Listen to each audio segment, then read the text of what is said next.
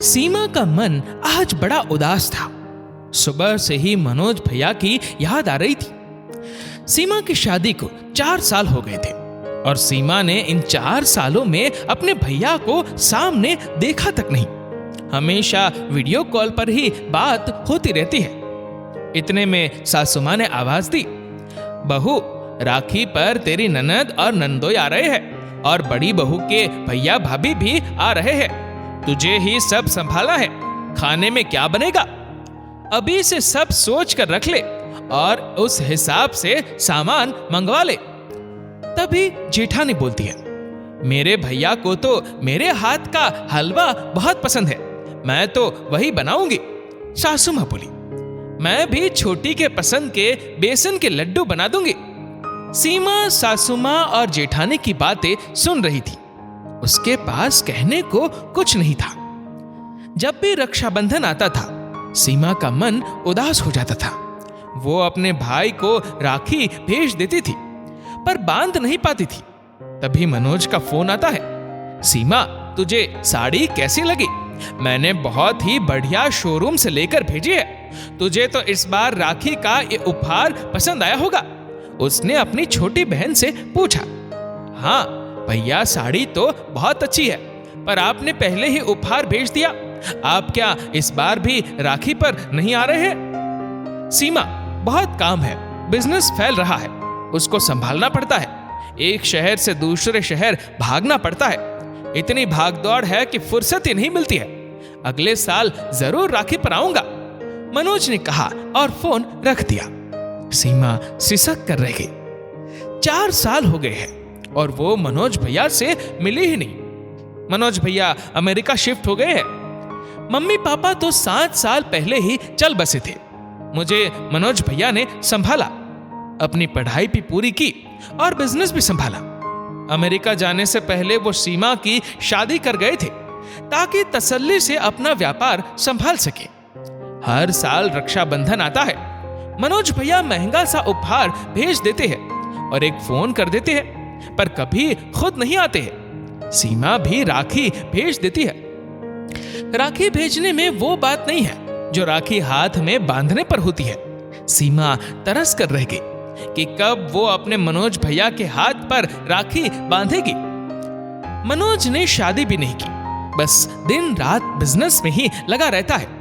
सीमा को अपने भैया की चिंता हो रही थी कि मनोज भैया आखिर अपने जीवन में अपना घर कब बसाएंगे। सीमा का उतरा चेहरा देखकर उसके पति रोहन ने पूछा, क्या हुआ? तो उसने सारी परेशानी समझाई। उन दोनों को एक तरकीब सूझी। उन्होंने सीमा की बीमारी का बहाना बनाया और मनोज भैया को सूचना पहुंचा दी।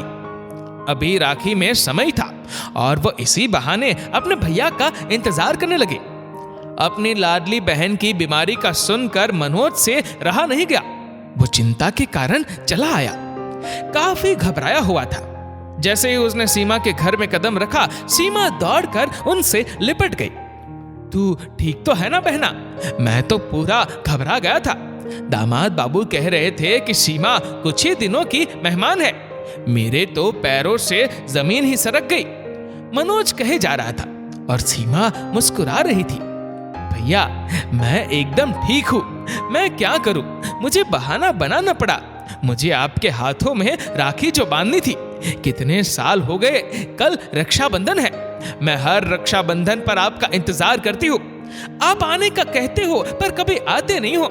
जब आपका उपहार आ जाता है तो मैं समझ जाती हूँ कि आप नहीं आओगे। मेरा भी मन करता है सब बहनों की तरह मैं भी भाई की कलाई पर राखी बांधूं, भाई की पसंद की मिठाई बनाऊं। मेरी शादी करते ही तो आपने मुझे पराया सा कर दिया है। आपको मेरी याद नहीं आती क्या? रोते रोते सीमा का गला भर गया। बहुत याद आती है कैसे हम साथ रहा करते थे, कैसे हम राखी मनाते थे। जब मम्मी पापा थे तो मुझ पर कोई जिम्मेदारी नहीं थी, पर अब मुझ पर तेरी जिम्मेदारी है तो वो ही निभा रहा हूं। मनोज का भी गला रूंध गया। सीमा फिर बोली, भैया जिम्मेदारी तो चलती रहेगी, पर उसके लिए आप अपना जीवन क्यों गवा रहे हो? शादी की उम्र निकल रही है, भाभी ले आइए और यही भारत वापस आ जाइए। अपने देश में ही सुख मिलता है। भैया जीवन भर भागते रहोगे क्या? अपने को और अपने रिश्ते को भी समय नहीं दोगे? मनोज कुछ ना कह सका। सारी रात दोनों बहन भाई बातें करते रहे। दोनों की पुरानी यादें ताजा हो गई। अगले दिन सीमा ने भी मनोज की पसंद की खीर पूड़ी बनाई और राखी का थाल सजाया।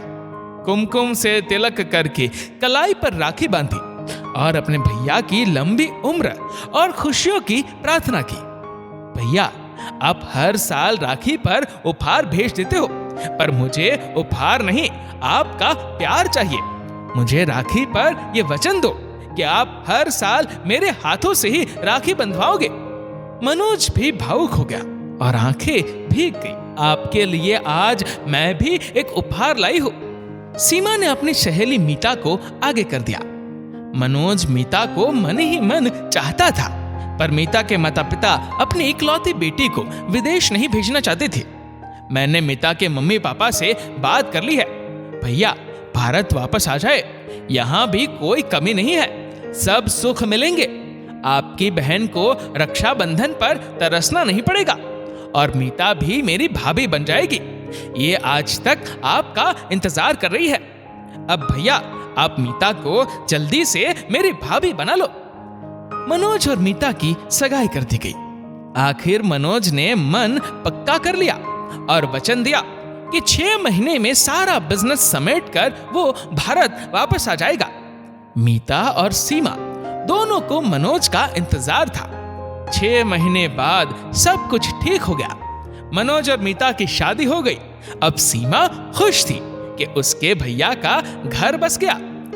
अगले साल फिर रक्षाबंधन का त्योहार आया। सीमा ने भी अपने भैया भाभी की पसंद का खाना बनाया और अपने हाथों से उन्हें राखी बांधी।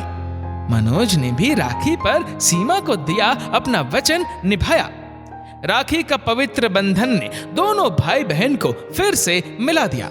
दोस्तों, जिंदगी में भागदौड़ तो लगी रहती है, पर रिश्तों के लिए भी समय निकालना होता है। राखी पर हर बहन अपने भाई का इंतजार करती है। अपने भाई की कलाई पर राखी बांधने के बाद हर बहन का चेहरा खुशी से चमक जाता है। दोस्तों, इस वीडियो को लेकर आपकी क्या राय है, नीचे कमेंट करके जरूर बताइएगा। और अगर आपको वीडियो अच्छा लगा हो तो इस वीडियो को लाइक करेगा, शेयर करेगा ज्यादा से ज्यादा लोगों तक, और ऐसे ही और भी इंस्पिरेशनल वीडियोस के लिए सब्सक्राइब करें हमारे यूट्यूब चैनल को और फेसबुक पर फॉलो करें हमारे पेज को। धन्यवाद।